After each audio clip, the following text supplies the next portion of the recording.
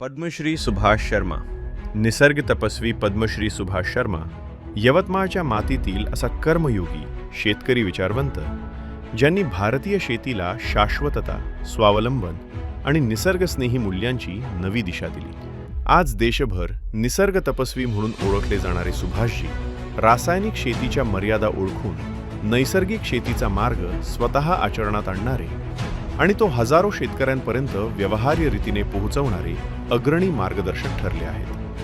13 डिसेंबर 1952 रोजी जन्मलेल्या या सुपुत्राने पदव्यांपेक्षा अनुभव, निरीक्षण आणि प्रत्यक्ष प्रयोग यांच्या शाळेतून शेतीचे खरे शिक्षण घेतले. कमी खर्चात टिकाऊ उत्पादन, मातीचे आरोग्य संवर्धन आणि विषमुक्त अन्न निर्मिती या त्रिसूत्रीवर आधारित त्यांच्या कार्यामुळे असंख्य शेतकऱ्यांचे जीवन अधिक सुरक्षित, स्वाभिमानी आणि आत्मनिर्भर झाले आहे.